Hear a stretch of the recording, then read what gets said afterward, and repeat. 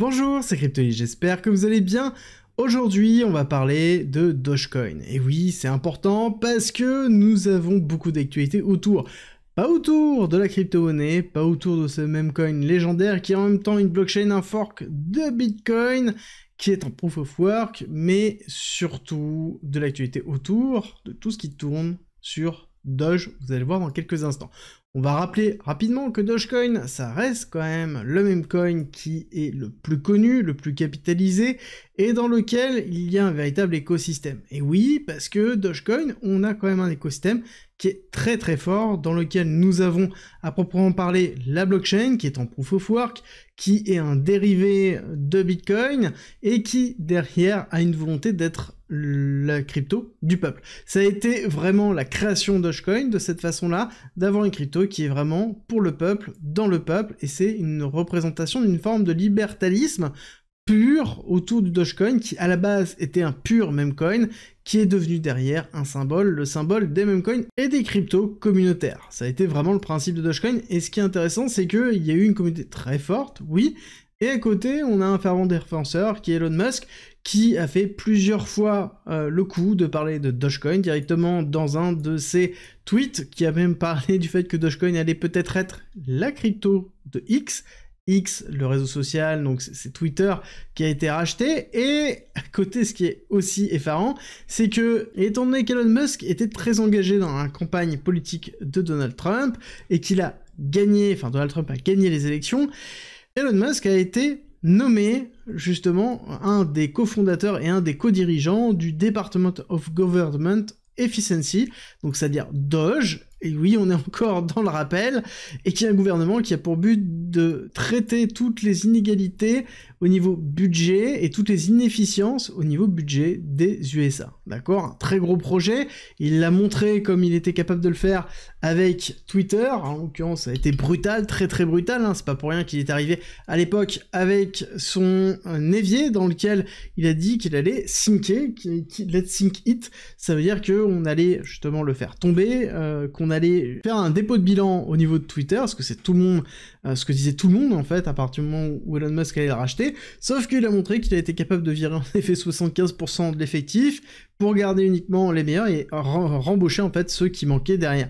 Mais, in fine, c'est une politique, est-ce qu'il va faire la même chose, est-ce qu'il va pouvoir faire la même chose aux USA? Je ne pense pas, mais c'est quand même aberrant de voir qu'on a un des départements qui s'appelle Doge, à l'heure actuelle, qui est dirigé par Elon Musk, un fervent défenseur du Dogecoin, donc il est très fortement probable qu'on ait derrière le Dogecoin qui soit rappelé à plusieurs reprises au niveau d'Elon Musk pour d'autres utilisations, ou potentiellement en effet être une crypto-monnaie autour de Twitter et de X. Pourquoi pas, ça va être à surveiller. Dans tous les cas, il y a une communauté de malades autour du Dogecoin, et ça a toujours été le cas. Et c'est aussi très lié directement par rapport à Bitcoin. Quand Bitcoin pousse, vous allez le voir tout à l'heure dans l'analyse technique, là, Dogecoin s'envole aussi. C'est un peu le même principe. Dogecoin, étant donné que c'est un coin, c'est quelque chose qui est très volatile, et qui derrière a toujours une réaction très forte, très puissante, par rapport aux différents mouvements de marché, aux différentes prises de position des défenseurs de la communauté de Dogecoin, comme par exemple Elon Musk. Concernant le price action, qu'est-ce qui se passe concrètement sur le prix? Pour ça, on va se mettre directement en logarithmique, ça va être beaucoup plus simple, pour bien faire le parallélisme avec ce qui se passe au niveau de BTC, dans lequel nous avons toujours des phases d'accumulation, des phases d'expansion, on retrace, on réaccumule, et ensuite on fait une phase d'expansion. D'accord? C'est un petit peu ce qu'on voit ici, on va rezoomer un petit peu après, mais pour vous donner cette représentation, c'est simple, on va le corréler avec BTC sur une nouvelle échelle de prix, et vous allez voir que c'est toujours très très bien corrélé, avec une phase d'hyper-accélération, et Dogecoin qui soit est en amont, soit suit directement BTC dans ces deux phases haussières, et c'est toujours le cas, c'est exactement ce que l'on a vu là. Est-ce que ça va continuer? On l'espère, mais en l'occurrence, on voit bien qu'on a une phase d'accélération au niveau de BTC par rapport à Dogecoin. Pour ça, pour mieux le voir, on va retirer le logarithmique, on va se remettre en normal, et on voit qu'en effet, on a bien eu une hyper-accélération. La seule différence, c'est que Dogecoin n'a pas cassé son ATH, d'accord? ATH qui est à 0,75, qui est le haut de cette mèche-là,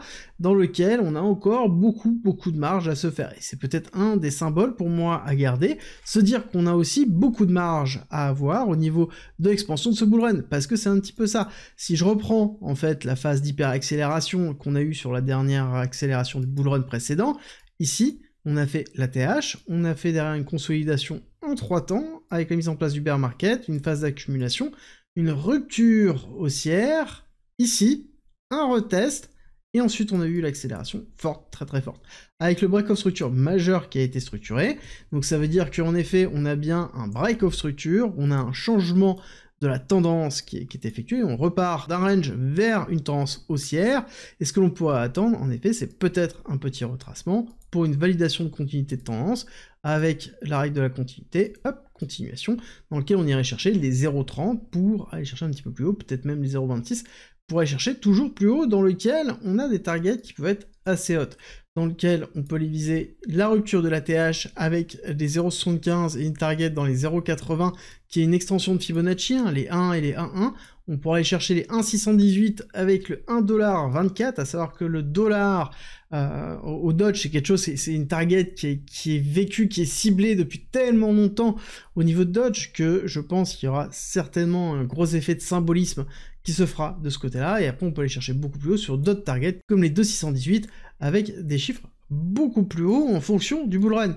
Encore une fois, ça va dépendre jusqu'où BTC va pousser et comment la alt season va se dérouler. Encore une fois, on sait qu'au niveau de Dogecoin, on a plusieurs éléments à prendre en considération. Est-ce qu'on va avoir des frasques d'Elon Musk? Est-ce que le Doge, donc c'est-à-dire le Department of Efficiency, va être vraiment lancé? Et dernière chose, c'est est-ce que le Dogecoin va toujours garder sa place en tant que leader des memecoins et accompagner les accélérations de Bitcoin et qu'on ait une alt season qui soit suffisamment forte pour alimenter les liquidités au niveau de cette crypto. Dans tous les cas, c'est une crypto à surveiller, c'est un symbole même, on pourrait le dire, au niveau de l'ensemble des cryptos, parce que c'est une des premières qui n'était pas tech et qui a vraiment réussi, qui a sa place parmi les plus grosses capitalisations. Alors je sais, on a de plus en plus de memecoins qui rentrent, et c'est peut-être une des raisons aussi qui pourrait jouer beaucoup sur Dogecoin et sa future accélération qui pourra avoir lieu. Et vous, dites-moi ce que vous en pensez. Est-ce que vous avez déjà du Dogecoin en portefeuille? Est-ce que vous comptez en acheter? Peut-être sur un retracement? Qu'est-ce que vous en pensez? Dites-moi tout en commentaire, et j'espère que cette vidéo vous a plu. Si c'est le cas, likez, abonnez-vous, et on se retrouve très vite pour une nouvelle vidéo.